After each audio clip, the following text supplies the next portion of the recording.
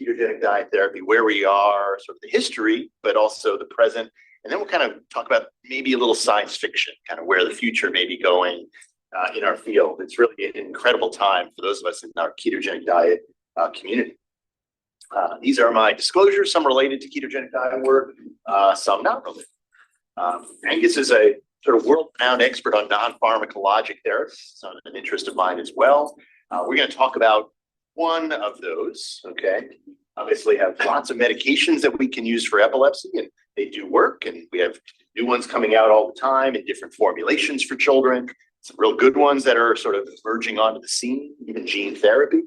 Then, of course, there's epilepsy surgery, very effective in certain situations for kids with refractory seizures.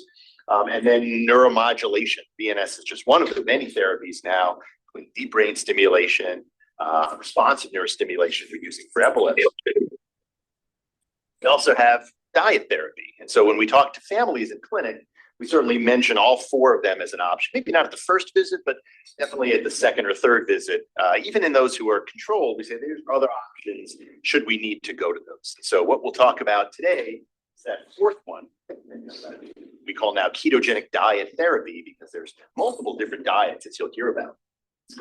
So first, we're going to talk about the past. We are now at 105 years of ketogenic diet therapy, one of the oldest therapies in existence for epilepsy. So we're going to cover very briefly the past, sort of how we've gotten where we are today. There's some interesting lessons, I think, to be learned about the history of diet therapy that we can extrapolate to all other fields, not even just epilepsy or neurology. We'll come back to that. Then most of my talk will be about the present, sort of where are we today? What do we know? What do we know about the field of ketogenic diet therapy? And then the future, which I think is what we're all working on and feel very actively, is what do we not know? What are the questions that are remaining to ask? So it's 105 years old. We're going to come back to that, but it probably goes even further back. Probably, if you really look sort of in the literature, so to speak, before PubMed, maybe, Hippocrates, 400 BC, was referring to a patient who had seizures. They didn't even know what seizures were back then. They were not unclear whether this was possession or other factors involved, but they knew that this patient who had seizures as a result of a full body burn was helped, at least in Hippocrates' writings, from abstinence from food and water. They knew there was some link between what the patient ate and what was causing these events that they were having. Didn't know much more than that. 200 years later, Galen got a little more even specific, saying that specifically some foods maybe were causing this. It wasn't just all foods, but maybe some specific foods. So they were on to something back in 200 BC. And so for about 1,000 years, they were prescribing fasts. They were prescribing water diets in the 1800s in France. There were sort of common water diets that were given for patients with epilepsy as they started to realize what epilepsy was. But it was 1921, July 1921, at the Mayo Clinic in Rochester, Minnesota, where they first conceived a ketogenic diet as a replacement for fasting. They knew you could fast and it would help, but obviously you can't do that forever. Epilepsy doesn't just go away. So they needed a therapy that you could maintain longer term. And so Russell Wilder, who was actually an adult endocrinologist, I think he was a neurologist. He was not. He was a diabetes expert. In July of 1921, wrote an editorial in the Mayo Clinic Journal. Maybe a little hard to see, but basically he says it's known that you can provoke ketogenesis by being on a fasted diet. That maybe, based on his endocrinologic research, if you were on a high-fat, low-carb diet, you could maintain ketones without having to fast. But again, he was an endocrinologist, not a neurologist, so he said, this should be looked at. Very next day, in the very same journal, probably not a coincidence, was the first case series from his partners who were neurologists who said, we've tried this and it does work. And if you actually look at those first three cases, age 13, age 31, age 23. So my adult partners will remind me, and often when they're giving lectures, that it started with adults, not pediatrics. Two of the first three cases were adults. And actually, again, the pediatric case was a teenager. Wilder wrote an editorial to that case report. He basically said, this is the mechanism by which the beneficial effect of fasting is possible. It may be possible to substitute for that rather brutal procedure. fasting. People still fast now, but he thought it was brutal to fast people. A dietary therapy which patients can follow with little inconvenience, continue at home as long as seems necessary. So even back in 1921, they really didn't perceive that this was going to be a difficult diet for any patient to stick to. It was popular, all right? So if you actually look at the medical literature, this is Google Books, and you type in ketogenic diet, you can do here, okay? Google Books is really fun to look at, see how often in the English literature, the words ketogenic appeared. You can see non-existent till about 1921, and then it took off, and then it dropped, right? And so what happened, right? For a while, it was the most popular therapy for epilepsy in the 1920s and 1930s. We had phenobarbital, we had bromides. That was kind of about it. So what happened? Well, sort of the common thought, okay, if you sort of hear people, if you read chapters and reviews, okay, was that it was all the new drugs that came on the market. Right? This was the advertisement in 1937 for Dilantin. Dilantin came about. See here, what's the title of this ad? Something can. They even underline the word can, as if it's non-existent to help patients with epilepsy before, but something can be done for the child with epilepsy. And so this is from a chapter. The dye was used extensively for about 20 years until the advent of specific anticonvulsants, particularly phenytoin, provided treatment that was easier to use. It fell into disuse and was used by very few centers around the country. Is this true? Partially. It's actually a chapter I wrote with Patty Bynum. So when I was a fellow, this is what I was taught, that the diet fell out of favor because all the new drugs came on the market and kind of pushed the diet out. I think it's partially true. All right. So I had actually a resident back many years ago who looked at this with me and said, let's look at the literature and all of the articles that were written. And so most of them were written by Mayo Clinic, by a few physicians at Hopkins, several physicians at Harvard. And if you look at sort of when these articles, this was the entirety of the literature on the ketogenic diet were written, something kind of changed around before these articles kind of stopped, with the exception of Sam Livingston at Hopkins, who was kind of rogue and off on his own, but writing just sort of case reports at Hopkins. And I think partially what's going on, if you look at these articles, right, these are the number of articles published by these pioneers in the field in the 1930s, 1940s. And you say, well, this is great, right? They were mentoring young investigators. They were writing articles with people. They were really kind of sharing what they learned. Wrong. Right? So if you look at the number that were sort of with another author, most of them were not. Most of them were publishing just by themselves in their little silos without junior investigators or residents or medical students with them. And I think what probably happened back in the 1950s was, yes, all the new drugs came on the market, but I think a lot of these senior investigators passed away, moved on to other fields, didn't teach sort of the next generation how to do the ketogenic diet. And so this, I think, is an important lesson for all of us in the field.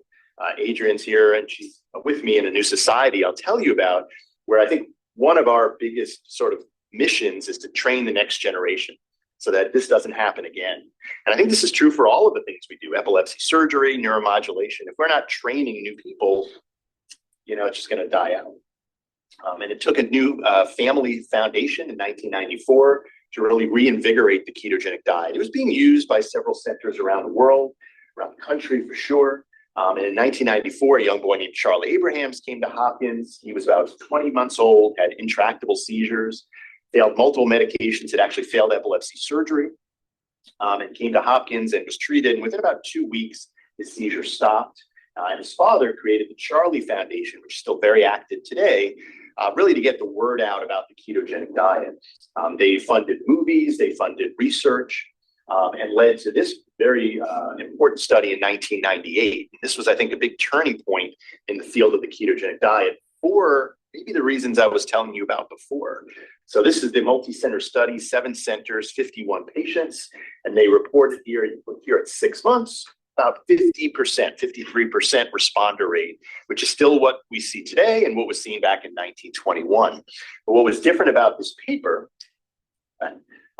was this was actually the first multi-center prospective study showing we can work together, we can play in the sandbox together, we can write a paper together, we can come up with a protocol, first paper to have a protocol.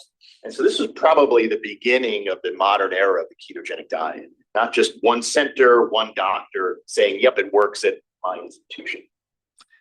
In 2008 was another really big year for the ketogenic diet, and ushering in the new realm, I would say.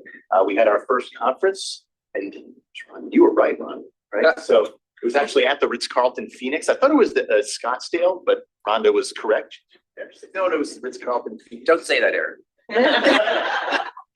It's always right, I was told.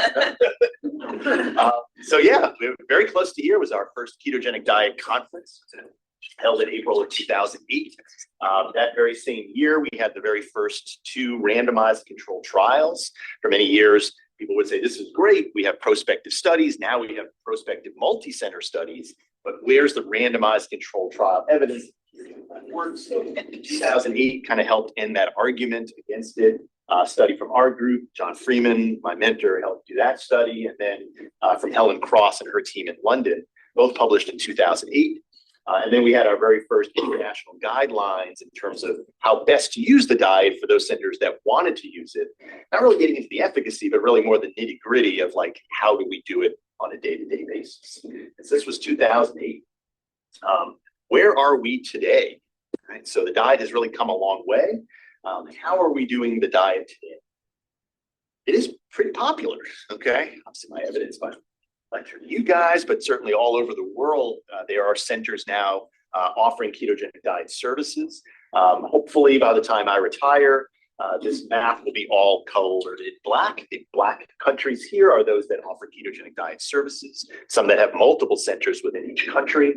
You can see here, there's some regions sort of in the Caribbean, Africa, Southeast Asia, some parts of like Eastern Europe that we're working on, but it's coming. And even if they're not offering it in their country, there's usually a country nearby that offers ketogenic diet services. We have now had meetings every 2 years since that original one at the Ritz-Carlton in Phoenix. These are ketogenic diet conferences for those of us in the field where we can get together, talk about research, talk about collaborations, dietitians, neurologists, researchers all together. And we have now had 9 of these meetings. And as I mentioned, we have now formed a society. This is called the International Neurologic Ketogenic Society.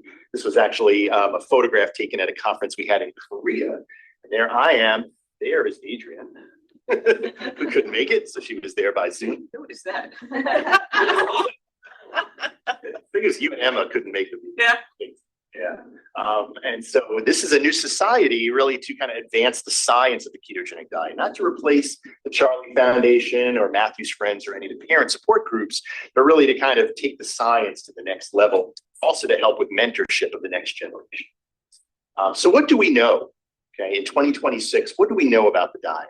Number one, I think we sort of answered the question of whether the diet works or not. Okay. Back in 2008, we had, again, our first 2 randomized controlled trials. It's where we are today. Enough. We have enough. Yeah, so, we still are getting randomized controlled trials of the ketogenic diet, various diet variants we're going to talk about, adults, pediatrics, in some specific age groups or specific epilepsy syndromes. But I think we've sort of answered the question. And I think those of us in the field that are doing a lot of the research say, okay, no, let's move on, right? We've proven the diet works. Now let's answer maybe more of the more interesting questions. Not to say there's not a role for some of this research, but I think it's time to move on. We also know, and we had a real fun conversation last night at dinner, Lisa and I, about like the flexibility now inherent in how we do the diet. At my center, Phoenix Children's, all over the world, there's little differences in how the diet's done. Back in 2008, it was like, nope, there's a protocol. You have to follow the protocol. And I think what's really changed dramatically is now, like, to some degree, it's all bets are off. Okay. And most of the guidelines that we have nowadays, if you read them carefully, they kind of say, do what you want. Okay.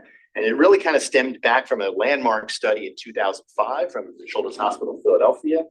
This is Christina Berkman. She wrote a paper in epilepsy in 2005 where she said, I'm not going to prove if the diet works or not. I'm going to look at an aspect of initiation of the diet in a randomized fashion and try to see, like, this is something we've been doing forever, which is fasting before starting to diet. And so she looked at this, and you can see here in white bars, in over a week of hospitalization, fasting definitely made ketones go up more quickly. Okay, but if you did not fast, yes, they went up. It took a little longer, but by day 6, they were equivalent. Then the seizure outcomes, how they did, when you looked at these children at 3 months, were identical between groups. So in this study, she says, look, maybe you don't have to fast. And like we look back on this now 20 years ago, like, of course, like, you don't have to fast to start a diet. But at the time, this was really revolutionary. And I think it just sort of empowered all of us to say, like, all the things we're learning about and have been doing for 80 years, maybe let's take a step back. Maybe we don't have to do it that way. Eric? Yes. Did it change when the seizures stopped? Did the seizures stop sooner? They did. Okay, great question. Adrian was asking about like when actually seizures improved. In their study, they only looked at 3 months, right? So like we don't know that, but there have been a few other studies that have looked at fasting versus not. Some retrospective, more just like if you fasted or didn't fast. Usually it did improve the seizures a little more quickly. So like maybe by a week or two, if they were going to have improvement, you saw it more quickly. By 3 months, in most studies, it doesn't seem to matter. But it's almost like I look at fasting like almost like an IV load of the diet. So we still do at Hopkins, but like more in situations where I'm like, this kid's in trouble. I don't want to wait more than a few weeks to get the seizures better. But it's tough on kids. So, yeah, great question. So yeah, our 2018, our revised guideline, and anything, if you look at it compared to the 2008 guideline, it's so much more flexible, right? They're like, you can do it this way, you can do it that way. And we surveyed all the dietitians and neurologists in the group, and a lot of things were like 50-50. When you kind of, do you do inpatient, outpatient, fast, don't fast? 50-50 on a lot of these. So people have read this guideline and said, like, it doesn't tell me anything. It's a lot of words where you basically say, do what you want. And it's like, embrace that, right? Every center is different. Some countries, some regions can't do it the way we would do it. And there have been multiple papers over the years that have looked at that, not fasting, changing the ratio every day. So ratio is the ratio of fat to carbs and protein combined. Usually kids are on like a 4-to-1 or a 3-to-1. And some centers now, they start at 1-to-1, then do 2-to-1, then 3-to-1 every month. Kind of an interesting way to start a diet. A lot of centers don't admit. I know Phoenix Children's does not admit. Studies have shown that that's fine. The outcomes are the same. Gradually introducing it. And then Angus and I were chatting about telemedicine, multiple papers starting in, guess when, 2020. A few maybe before that even were hinting about this. They said it's very possible to start a ketogenic diet patient by telemedicine. In fact, in some ways, maybe advantages, right? You can actually see them cooking in their own house and teach you some things. We now not only have multiple ways to start and initiate the diet, we have multiple diets. Okay, so there are actually now 4 different ketogenic diet therapies in existence. There's the low glycemic index treatment, the modified Atkins diet, the modified ketogenic diet, as they call it, mostly out of England, the MCT diet, and then the classic ketogenic diet. Which one you pick, which one you choose, depends on the center. A lot of times now it depends on the family. So as we talk to families, we give them the options. And some of them are very clear about what they want. Some are like, whatever you choose, doc, you're the boss. But there's advantages and disadvantages to all of these. There are centers that just offer one, and that's okay. In addition, now we have multiple guidelines. And so we were also chatting last night at dinner. We'll probably do another guideline in 2028, a third one. But we may in this guideline be just referring to other guidelines because that has also changed our field. We now have guidelines on how to wean the diet, infants, adults, especially with status epilepticus is a kind of hot topic. And so there's guidelines on how best to do that. And so people are really getting very focused in the field, but still, if you read these guidelines, there's a lot of flexibility in how to approach this. One interesting aspect of diet therapy that actually Lisa and I, just the paper we wrote together back about a year ago, right? Yeah, it was 2024. Is that despite all of this flexibility, it is complicated. Diet is complicated. And that may be something as we move forward in the future that we need to work on. Okay, because still when you're talking to a family and explaining medications, neuromodulation, surgery, diet probably has the most work involved for the family, for the center. And so this was a study, more of a review article that Lisa and I did with Rochester, where you see here's medications, right? Here are the things we can do for medications. Go up in the dose, go down in the dose, maybe an extended release preparation, right? Change to a new medicine. Here's some of the neuromodulation therapy, specifically for VNS. Here's all the things you can do in a follow-up clinic with a diet patient, right? And so a lot of work, And do all of these things really matter? We make a lot of these changes. There isn't a lot of data yet to support one versus the other. And I think as we move forward with the next century of the diet, and skipping ahead to some of the future things, one thing I think we need to do is try to make it more simple. Right? Can a family do this very quickly so that they're not seeing this and saying, this is just beyond what my family can do? Or a center could look at this and say, we can't handle all of these modifications. We're just too busy. Okay. A hot topic really in the last 24 months has been like, how do you stop the diet? Really, for many years, there's a lot of anecdotal experience, not a lot of real science behind the weaning of the diet. When do you wean? Usually we say give the diet about 3 months, and then usually at about 2 years in pediatrics, we will then slowly wean the diet. Are there adult people in this room? Usually there's a couple of not today. Okay. Usually when I speak about, what's that? No, I was just speaking. I said mentally or physically. For adults, let's say. I should be correct. I love giving a lecture with Mackenzie Cervenka. She runs our adult center. And so I'll get up and people say, how long do you keep people on the diet? I said, well, usually about 2 years. Sometimes we shorten it depending on the situation. And then we try to wean off the diet. And usually she interrupts me and says, absolutely not. The answer is never stop. And so in the adult population, they never stop. If they're doing well and they're driving, like, can't you stop? Right? So in pediatrics, it's a little different, okay? But how do you come off the diet when that time is right? Not a lot of data, more anecdotal experience over 100 years. Usually we do it over about a month or two, and most children, 80%, even if they're still having seizures, interestingly, don't revert back to the seizures they were having before, suggest the diet may have had an anti-epileptogenic effect, not necessarily convulsant. Some studies have said we can do it more quickly. There have been a couple of research articles, and a larger one just got published out of France, which was a survey of other ketogenic diet centers in terms of how best to come off the diet. Okay, we know it's not just for children anymore. We know infants do very well. As I mentioned, we know adults can do extremely well on diet therapy. We also, I think, have a pretty good sense now in 2026 who it works for. Back 20 years ago, it was less clear. We knew intractable epilepsy. We knew generalized, maybe did a little better than focal epilepsy. But we didn't really know like who the exact situations were where the diet was very beneficial. Okay? When we talk to families, we tell them this is kind of the pie graph, so to speak, of likelihood of benefit. Right? So I tell most families, overall, all children combined, male, female, doesn't matter where you are in the world, you have about a 50-55% chance of response with about a 15% becoming seizure-free, which is pretty remarkable when you think about most of these children have failed multiple medicines. And this is at 6 months, so quite good outcomes, right? But we all want to do better, right? We all want to be here, right? How do we sort of stack the deck? As I said, when I talk to new keto centers that are just starting, they're beginning their programs, I say stack the deck. Right? Like find those patients, those kids that are going to do so well that your center is going to look awesome and you're going to get on the news, right? It's okay to do that, right? Right? And so these are those situations where you can stack the deck. Okay? In alphabetical order, these are conditions where there's data from at least 2 centers that you don't just have a 50% responder rate, but maybe more like a 70% responder rate. And in some situations, like GLUT1 deficiency, it might be like a 95% response rate. Okay. So those are the kids that we are looking for pretty actively.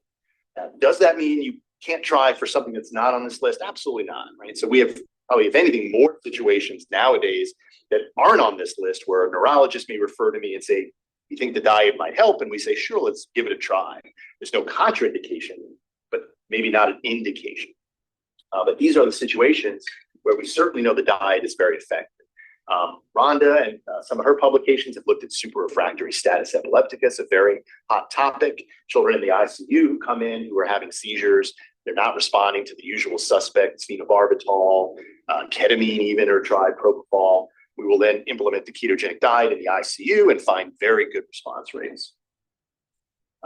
We know, okay, that it's complex. Okay? If you look at sort of articles back 20 years ago, they would say we have found a mechanism of action. We have the answer. They usually have sexy titles like the ketogenic diet in a pill, things like that. I think now in 2026, we know it's more complicated than that. It's very multifactorial. Despite that, there are new products coming out on the market that have at least claimed to mimic the outcomes of the ketogenic diet by giving a product Many of them are ketone esters, very colorful boxes, usually it's rainbows and colors. Sometimes, again, these articles will still say that they figured out the answer. Parents are often asking about probiotics. There have been some other compounds that are now more medical or pharmaceutical. Triheptanone, this is actually one called K-Vita that's available out of the UK. Carl Stastrom, my partner at Hopkins, is looking at a compound called 2DG, 2-deoxyglucose, which is sort of similar to the ketogenic diet as far as sort of keeping your glucose levels stable. And that's actually, I think, in phase 3 clinical trials now. It's an image he lent me where sugar is crossing up. John Rowe, who was here many years ago, this is a slide that I borrow from him and use frequently in my lectures. Shows this not necessarily to scare the audience, especially at 7:30 in the morning, and say, "What are you showing me all this for?" Right? But to kind of highlight that there's lots of different mechanisms at work, and maybe all of these boxes are right. Okay, and various targets for new pharmaceutical therapies. So. The pharmaceutical industry is very interested in ketogenic diet therapy. They have a lot of drugs that work on sodium channels, potassium channels, right? Calcium channels, GABA, right? But these are all different. Right? And so as these new sort of compounds are coming out, looking at aspects of metabolic therapy may be a way to sort of target epilepsy just in a different manner than the new drugs. Maybe the hottest theory is the gut microbiome. This burst onto our scene in 2018, study from Elaine Shao out of UCLA in mice that found that in mice in which they were given antibiotics to wipe out their gut microbiota, if they were on a ketogenic diet protecting their seizures, they lost that protection by getting those antibiotics. And then if they actually transplanted the feces from another mouse that was still on a ketogenic diet to that mouse, it was restored. So there was something in the gut microbiota that was helping epilepsy. And then she took the next step to say, well, maybe it seems to be these two bacteria are making GABA. The GABA is then getting to the brain and suppressing seizures. So a hot theory. I think we knew for a while that the gut microbiome changed on the ketogenic diet, but the sort of keto community was like, so what? Like, cares? And then this came out saying, well, there actually may be a mechanism of action at work here beyond ketosis, right? Like, you don't need ketosis, you just need these gut microbiota things. So there are a couple of studies that are underway looking at probiotics, giving these bacteria to see if this could perhaps help seizures too. All right, as we wrap up the next sort of end of my talk, 15 minutes about the future. This is the fun part, right? Where are we going, right? So we know those 11 indications, right? What about rare ones? Those are the sort of emails that I get all the time. Eric, what do you know about the ketogenic diet for CDKL5? Eric, what do you know about SCN2A726, right? I don't know. There's nothing in the literature, right? I think we can do better. So this is an idea out of Natasha Scholler out of UK. It's going to be called Keto Reg or Keto Registry. Natasha Scholler is a dietitian and a PhD who's very, very active in our field. Natasha, is working on a registry that will be housed out of England through REDCap, where everyone will enter information, not just necessarily about like how they're doing in terms of seizures, but also, as you can see here, quality of life, access, try to answer some of those questions that we really just don't have answers for still. What I'm mostly excited about is the rare epilepsy types. This is her slide I just put in the box because I find this the most intriguing, right? Because I don't have a lot of patients with all of these rare mutations, but if you look around the world, they probably are in existence. And if we can get all that information together, we can give more information to families who are considering the diet therapy. And I think we're at that point now. So stay tuned as Keto Reg starts to launch. If it's so good, right? Why not use it first? Interesting idea, right? So this has been done. Okay, if you look at the consensus guideline that was published, one of the questions we asked the group was, after how many drugs should you use ketogenic diet therapy? The answer was 2.6, standard deviation of 0.9, right? So we tell families, after 2 to 3 drugs, consider diet therapy, but like, why, right? If it works so well, why not offer it to families as a first line choice? Well, there's barriers, right? There's insurance barriers, there's logistic barriers. It's still like changing your child's diet as opposed to taking a pill, right? But there is some precedent. So there have been publications about using the diet first line for GLUT1, Ruβ dehydrogenase syndrome. Angelman syndrome out of Elizabeth Teal in Boston. And then a condition we'll talk about in a few minutes called Doza syndrome, or epilepsy with myoclonic atonic seizures, where the diet as a first-line therapy can be very effective. But the most important, I think, in my opinion, most exciting is infantile spasms. This is hypsarrhythmia. For those of you who've seen it before, it's exciting to see at 7:30 in the morning. Here's your EEG for you. And so going back to 2008, we have been using the ketogenic diet as a first-line therapy in the right situation. So when a child who comes in very quickly, maybe within a week or two of the onset, family understands the risk benefits, there's no sort of major metabolic contraindication, the child is eating by mouth or has a formula that they can get access to, we will switch them over to a ketogenic diet, give it 2 weeks, and if it works, great, we keep them on 6 months. If it doesn't work, boom, over, diet stops, and they go to steroids. So in our study from 2008, we looked at ketogenic diet in 13 children versus ACTH at the time, mostly using oral steroids. ACTH in 20 children. Spasm-free results weren't statistically significant, but pretty close that it was better with steroids. So we tell families this, and this has been borne out in other studies, that steroids do work more quickly. Okay? Spasm freedom is a little more quickly with it. But if you sort of follow things out, the EEGs, okay, EEGs also get a little better more quickly, but at 3 months, if anything, it flips the other way. The diet looks better the longer you're on it. And then the recurrence rate was definitely much lower for those children who were on the ketogenic diet. This was followed up in 2019 out of Austria, an almost identical study with almost identical results. Better at 1 month, flipping the complete opposite way at the most recent visit. Probably the recurrence rate probably is the biggest factor. You can't stay on steroids forever. But in those children, in this study out of Austria, about half of the children who were put on the ketogenic diet responded within a week. And that's what we see at Hopkins too. So I tell families that it's about 50-50 whether the diet will work. If it works, that's spectacular. They never need to be on steroids. Doesn't work. We tried. Move on, try something else. Just last year, out of India, was a randomized controlled study doing the same thing. In their study, as you can see here, ACTH was, if anything, slightly inferior, although statistically about the same. So it was sort of in their study felt to be identical between steroids and ketogenic diet. Again, the big advantage, this is the relapse rate. So the relapse rate with steroids, the longer you're on it, went up, and ketogenic diet, the study was 0. So again, probably because you can stay on it long term. And usually we keep kids on for 6 months. This is our most recent patient. Jack took care of her at all, maybe before you left. This is a little girl who actually, they've noticed infantile spasms in the ICU. ICU was quick. She was there for other reasons. That's her mom, dad. And so she became seizure-free within a week of starting the ketogenic diet in the ICU to help her spasms. So she's our most recent. And then this is our oldest patient. This is Carson Harris. I use her name because the family created a foundation to help support us, and they're very proactive in getting the word out that, yes, the diet can be done as a first-line therapy.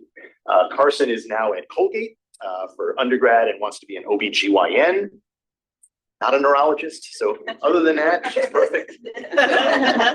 But yeah, Carson has obviously no memory of being on the ketogenic diet for her infantile spasms.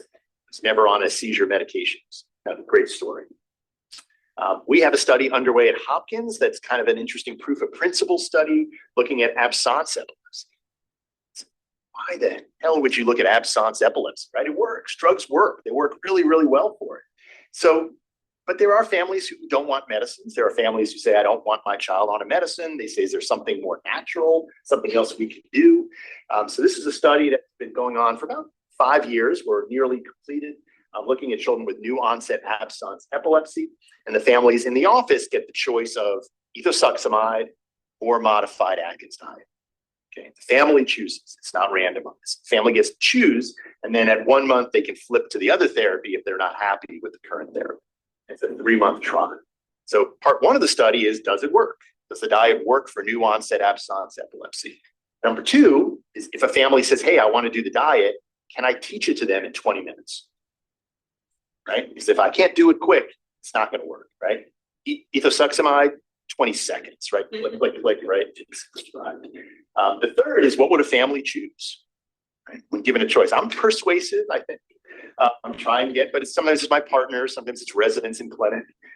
If given a choice between a diet therapy or medicine, what's the family going to choose? So stay tuned for the results of that. What are long-term options, right? We know sort of what the data is at 6 months, maybe at 12 months. We are starting to look now, as the diet has been in existence for 105 years, but really just in the last 20 years, the science has really advanced. We're looking at the longer-term outcomes. What happens, not just 12 months, what about 12 years later to some of these children? And so this is a condition I'm also very interested in, like infantile spasms. This is called epilepsy with myoclonic atonic seizures, or DOSA syndrome. These are children who usually come into the office. So, oops.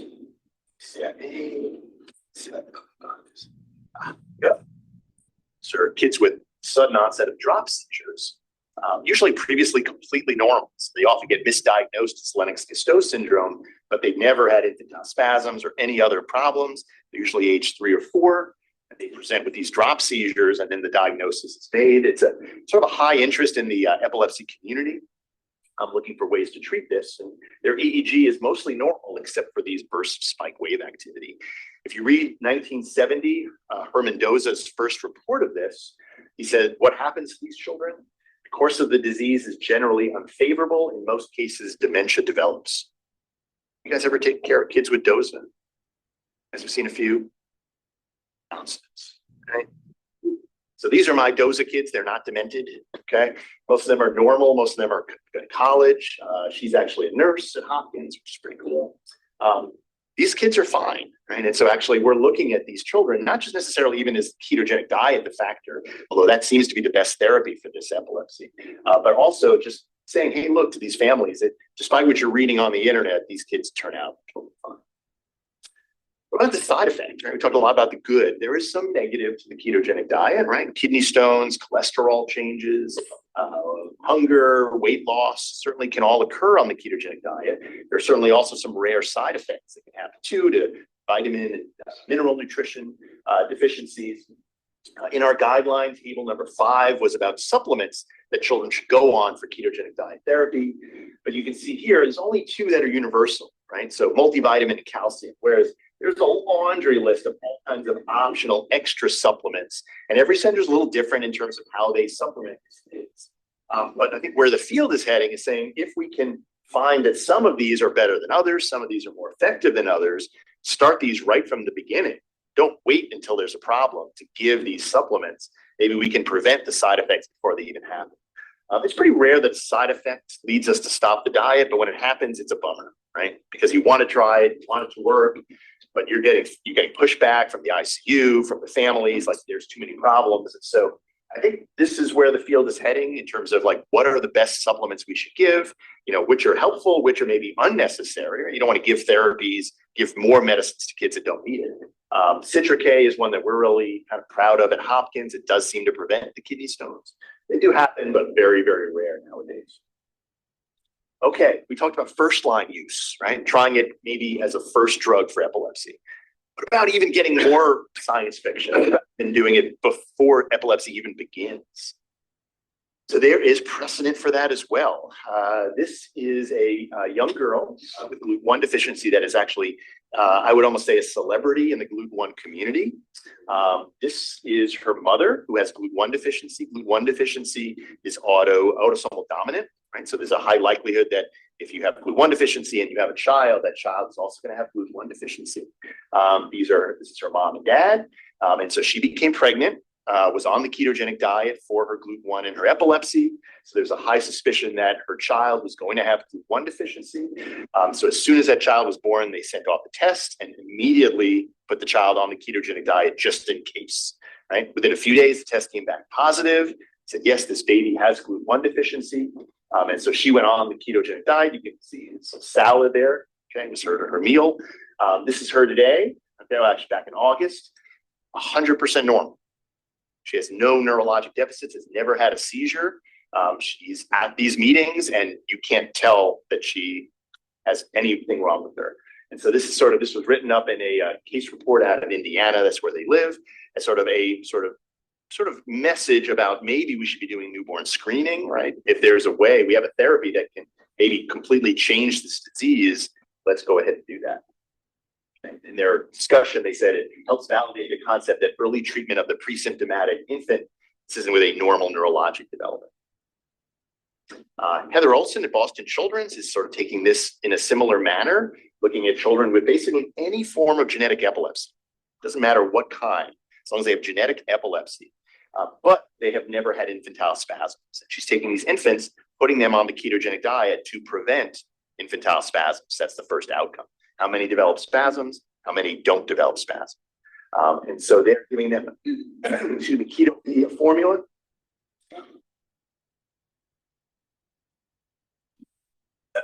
With a goal of beta hydroxybutyrate of 1.0, and she's looking at tolerability, EEG, but most importantly, what percent of these infants develop infantile spasms versus original. Very interesting idea, right? So these children do have epilepsy, but they're trying to prevent infantile spasms, more catastrophic epilepsy with the ketogenic diet. All right, and then finally, as we wrap up, something I know Adrian's very excited about, using it for just waiting for anxiously, looking for things other than epilepsy. Okay, there's a lot of neurologists and people outside of the field of neurology that are interested in ketogenic diet therapy because, like medications, right, like our seizure medicines that work for other things, migraines, depression, bipolar, why not use the ketogenic diet? There's Adrian. Cancer is probably the furthest back. If you look at the outcomes of PubMed in terms of publications, you can see that they've also had an explosion in research over the last few years. I can't say it's necessarily gold standard yet, Adrian, but it's much better than it was. It's much better than it was, yeah. But it's a tooth and nail fight, kind of like where you guys were years ago. You'll get there. Oncologists are not for lack of trying, that's for sure. Yeah. Some very exciting work that's being done that way. Mental health is probably the new frontier. There's a foundation called Metabolic Mind from the Bazuki group that is looking at bipolar, schizophrenia, and depression. They're out of California.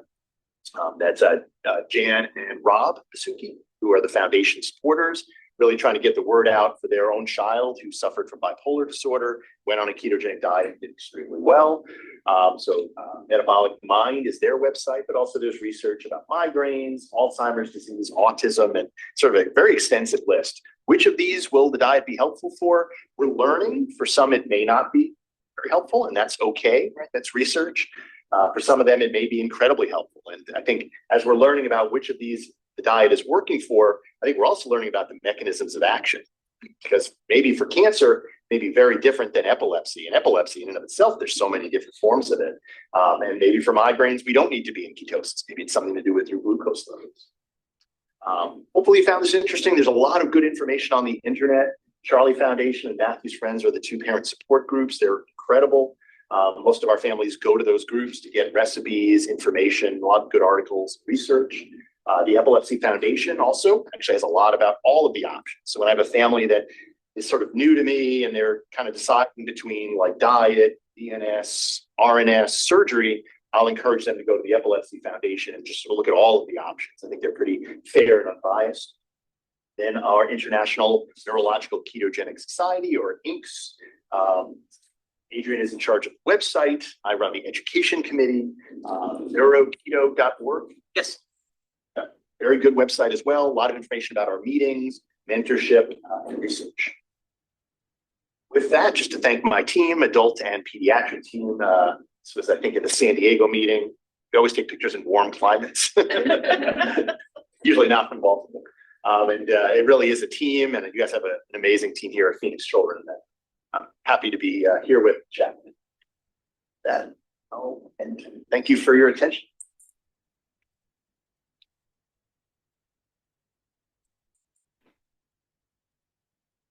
For questions. Adrian. I have a excuse the medical naivete, but I don't know if you know Sam Sabios and Remy Samios. I'm probably butchering last names. GLUT1. That was my first introduction to somebody with GLUT1. Okay. And this child took a while for her to get diagnosed. She has obviously lots of issues, or had lots of issues. She was on the ketogenic diet. Everything's fine. She is now kind of transitioned off the ketogenic diet and is still as fine as she's ever going to be. Let me put it that way, to the best of my knowledge. So what I don't know is, how does that happen? GLUT1 is missing a transporter for glucose. I understand how starting as an infant, you can prevent a whole lot of things because the brain can get energy. But that transporter is not going to come back. Right. So in terms of any research done on how that's happening, it's obviously doing some huge rewiring of something. Yeah. It's tricky. I mean, and there are kids who don't respond to the ketogenic diet. That's a hot topic. I'll bet. Klepper is looking at like, what do we do for these kids that, you know, they should respond, but they're not. Like, what other options? Do they even survive? Yeah. Their brain doesn't get. They can have tough epilepsy and try other medicines. But I think what probably is happening is like we're intervening at a real critical time in their brain development, because we know the epilepsy often does get better in these children anyway. Even without diet therapy, like by the teenage years, it kind of peters out, and other problems start. Yeah, because all these other neurodevelopmental issues that happen. Yeah, I mean, if anything, we try to tell families for GLUT1, we're, if anything, more treating cognition. We're trying to help their learning and development. Because the seizures they can be severe, but often they're pretty mild. The movement disorders, interestingly, they show up in the teenage years for kids with GLUT1, but the diet isn't the most effective for that. We don't know why. Jorg struggles. A lot of the experts that are movement disorders are like, you know, we would think the diet should help that, but it doesn't seem to. It's complicated. It's more than just the glucose transport. There's something else going on in these kids. But is there any work with like MRIs looking at pathways? And I know that you can now kind of track fibers and stuff sometimes with MRI special. Do those change? We would think it would. I don't think they've looked at that yet. Okay. Thanks. Yeah. Yes. Thank you so much for coming to speak to us on this. It's really interesting. My question was regarding initiation of the ketogenic diet. Spasms is first line. Yeah. Is of treatment necessary? How long do you give them on ketogenic diet? And is there a place for doing both steroids and ketogenic diet at the same time? Great question. So the question was, for those who maybe on Zoom couldn't hear, it was like how long do we give it? Right. So we tell families this is an emergent therapy. We do it similarly for status epilepticus. Like we usually say like 1 to 2 weeks in good ketosis. If it's not working, that's it. Like it's time to move on. Even though we tell families 2 weeks, I can tell you realistically at about a week, my chart. You guys have Epic or you have Sunrise. Sunrise. Yeah. They're messaging hourly.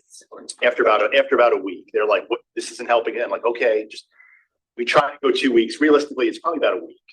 And if it's not helping, then I move on to steroids." We've had a few, getting to your question, where like they're like, it's helping, but they're still having spasms, right? They're like, instead of having like 4 or 5 clusters a day, they're down to 1 cluster a day.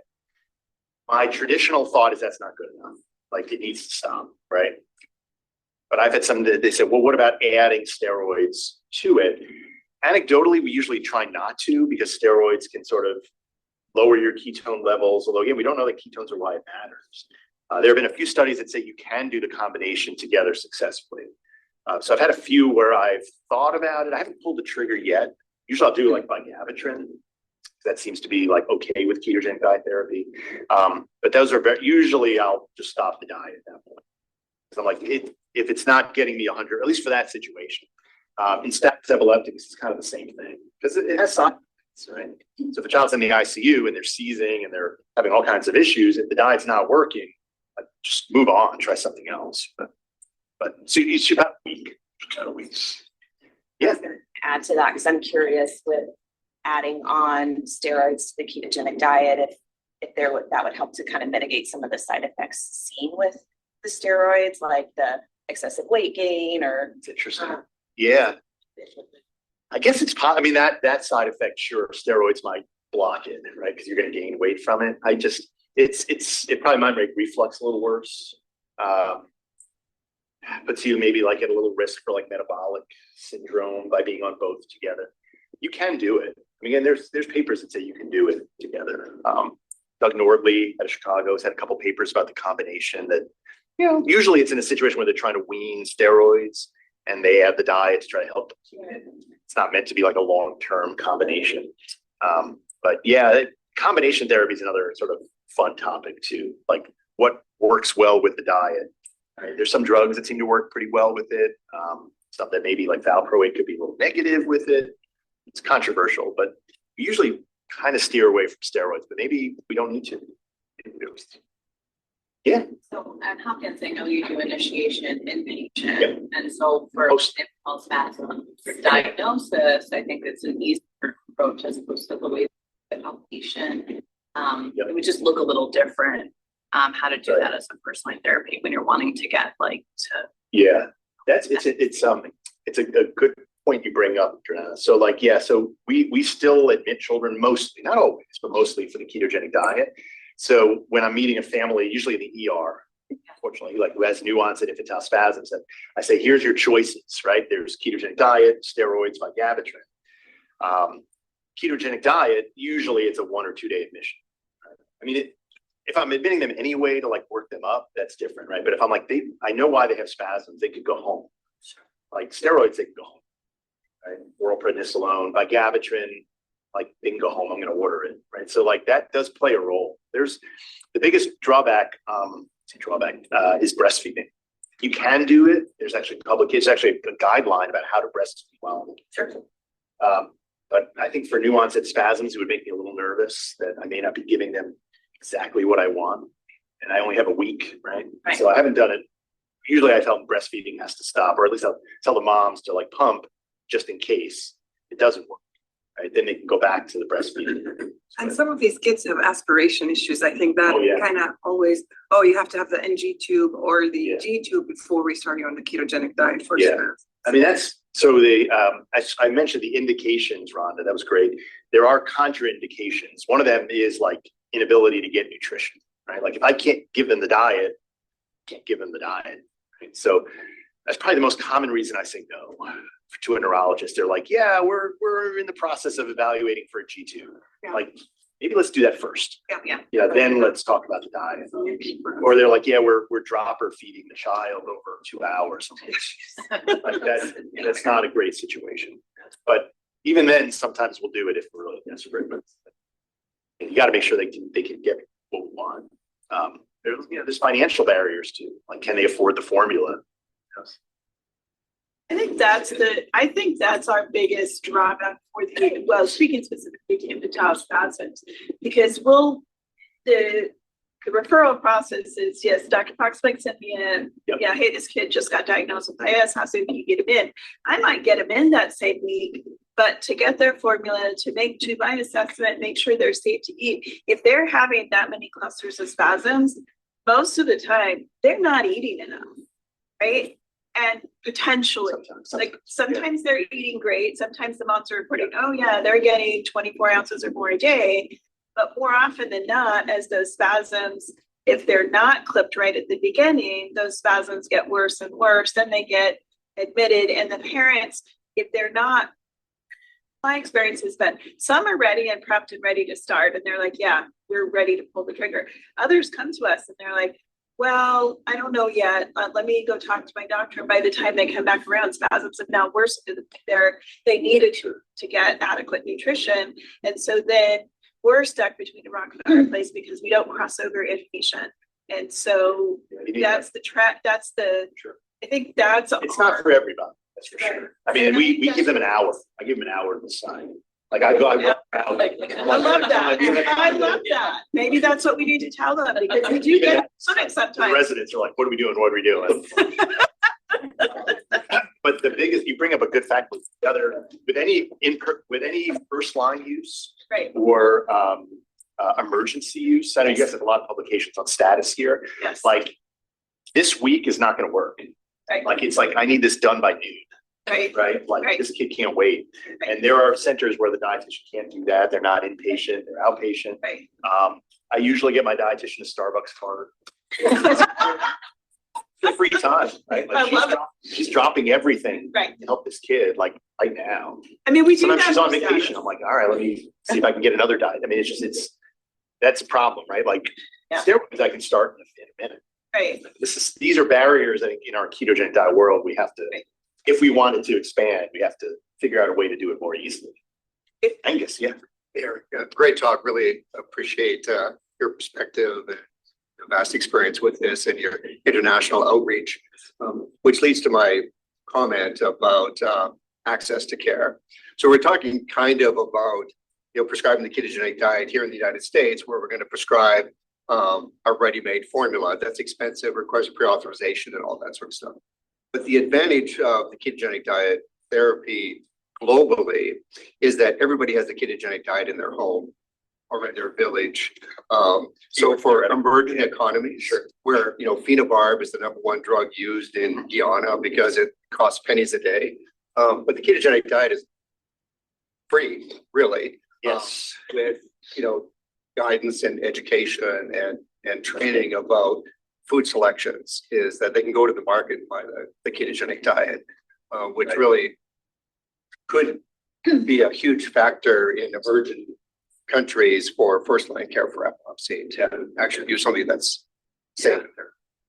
No, great question. So like, yeah, there's a big initiative through the ILAE to sort of make diet therapies available all over the world. You're correct to a point, right? So yes, like it's food, right? But like in some regions, like dairy is just not available. You know, they don't have refrigeration, they can't get dairy, and you can do it without dairy, but then, you know, meat is helpful, and some families can't afford meat, you know, and so there's initiatives to try to help some of that. Find other like fat protein sources that are cheap, available. The formulas are not always available. You know, some kids are formula fed only. You can make a ketogenic formula yourself. I think actually, Ron, you wrote there's a paper you did years ago, right, about a whey-based ketogenic. Oh, yeah. Yeah. So I mean, there's options. There's different ways you can do it. But the formulas that are existent, they're expensive too. And even in countries that can afford it, it's not always like available like at the local pharmacy to get the formula. So there are barriers we're working on also to kind of like bring the cost down, make it more simplified. You know, the labs, you know, we get a lot of labs. Do we need all those labs? Some kids can't get access to those labs. Trying to simplify that is a big mission.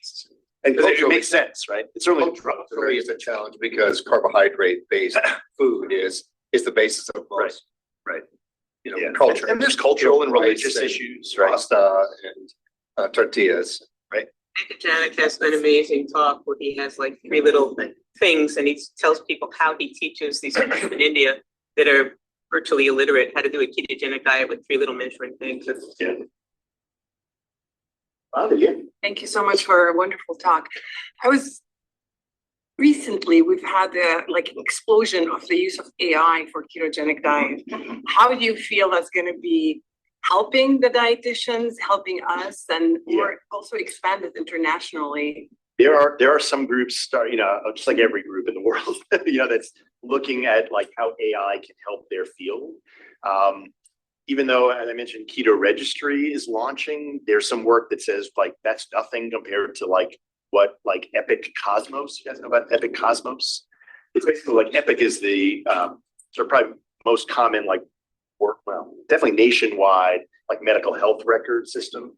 You can search it through using an AI algorithm for like how many patients are on the ketogenic diet and get like 17,206 that like gives you this information. Can we mine this? Can we look for some of those genetic epilepsies? So that's, I think, the first step. Like, what do we have? What can we learn from it? And then maybe can we have AI help us with algorithms that like you're seeing a child in clinic, right? Plug it in situation, or you don't even have anything. You just tell the AI, look at this chart. What's the chances of them responding to a ketogenic diet? The AI says 72.8% or something. You know, like how great is that? Doesn't mean you have to follow it, but it's useful. Based on this, based on their age, based on the syndrome, like there's a high likelihood they're going to respond. But like we've had patients where, I mean, for me, if I want to go on a 4:1 ratio, I could say, give me diet plan for the next week. Right. Assuming some patients, it might be helpful. There are some, yeah. I mean, there are programs that do that now. It's only as good as the info you're putting in. That's true, yeah. Because we did have a patient that did that, but then didn't say that it was for a child, and so it spit out protein needs for an adult. So there's this aspect of you have to like Certainly really needs know supervision. what things to put in. When things go wrong, someone needs to help, right? Yeah. I mean, there is, we were chatting about at dinner, there's like a movement to like, can you do this at home without a neurologist or dietitian?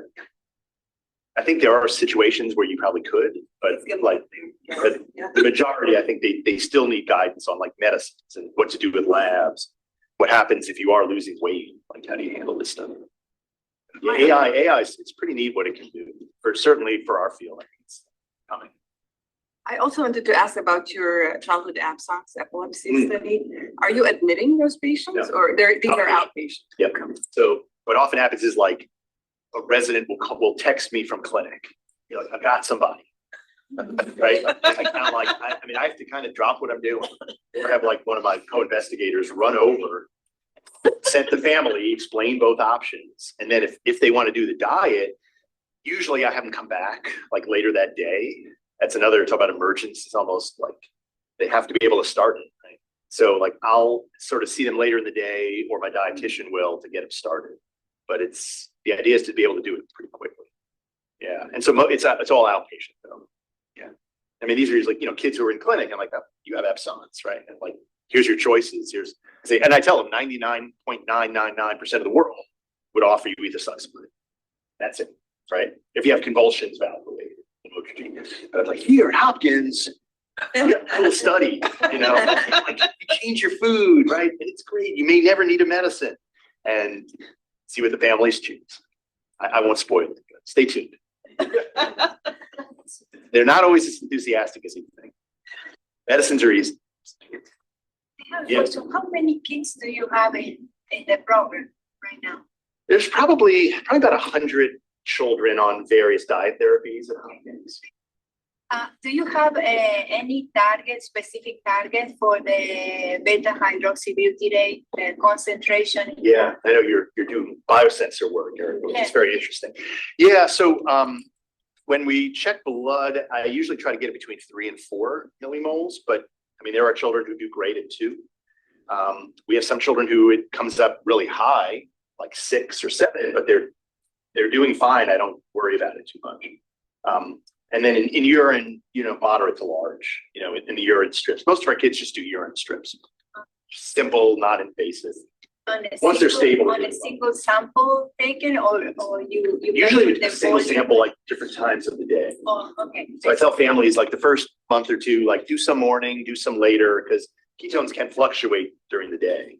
Right? They're often like a little higher later in the day, lower in the morning. So just to get a sense of where their child is. But that's another, fun topic is ketones. Yes. Do they matter? Does it matter? Like Jeff Buchalter, who was here for years, like maybe it's the D-isomer of beta hydroxybutyrate, right? Not necessarily just beta hydroxybutyrate. I mean, it's very interesting work. Yes. What exactly is it? Does it matter? Is it like a drug level, right? Like, do I need to check Keppra levels often? No. Do I need to check ketones? Maybe. Exciting work. Yeah, exciting. Yeah. I know we're running out of time, but quick question. Last night we were talking about, and the guidelines are somewhat flexible. So renal ultrasounds, ketones, things like that. Yeah. We've always like, okay, you got to do this, right? Yeah. And I know that Not you wrong. got more flexible on Yeah. that. Yeah. But my question is, because I know you guys did a paper a long time ago with the polycitrate, starting potassium citrate, off the bat, right, for anybody at risk. We've never done that. Yeah. But I'm wondering if that's something we should be considering, because depending on the epileptologist, we've told you we have multiples with multiple practices. And so I always leave it up to their discretion, and I'll share, hey, well, there was, this paper, whatever, but are you the only center doing? I know other centers will say they're doing it. Because let me just say, my biggest concern is that there's not, so we have a pharmacist here too, but there's not a potassium citrate that's very low in carbs. So do you adjust ratio for that, or what are you doing? Like, we're trying to use the lowest carb containing one, but there's still good question. Most of them have carbs. So yeah, in the 2018 guideline, we actually asked the group, and it was like about 30% of centers were just empirically starting citric A. When we do it again, I think it's going to be higher. Just from my experience traveling around, a lot of centers also just. And that's whether they're not on sadismide or topiramate or other things. We just start. I think I tell them multivitamin, calcium, and citric A. And some centers do other things like carnitine. And do you do it Africaine? So there are pill forms. Uracit works. The liquid does have a little bit of carbs. Yeah. The polycitric K powder isn't bad. It's hard to find. I was gonna say, I haven't seen that. Yeah, like we know there are some pharmacies that stock it. Sometimes we tell families like, we're gonna order it. Just ask your pharmacist to get it. It may take a week or two. I mean, kidney stones are more of a long-term issue, so I can wait. I don't know what our epileptologists think of that, but it's always bothered me, because it's like, well, For some, they don't get their renal stone ECGs, but maybe we should. It's helped. I mean, again, the data would say it really makes a big difference. I don't check urine calcium anymore. Okay, I don't that do- was I don't do another, kidney that was my follow-up, yeah. Put them on citricate. Don't worry about it. Again, it's not wrong. I mean, there's some, like, some centers, some countries don't have it. So I'm like, okay, well, there's a lot of fluid and keep an eye on it. You know, Right. That's what we used to do. Right. Yeah, good question. Yeah. Great, One thanks so much. Eric. Yeah, thank you guys. Oh, yeah, I'll ask. I just want that. So thank you for bacon and eggs for breakfast. Yeah. It's very good. Yeah, there is a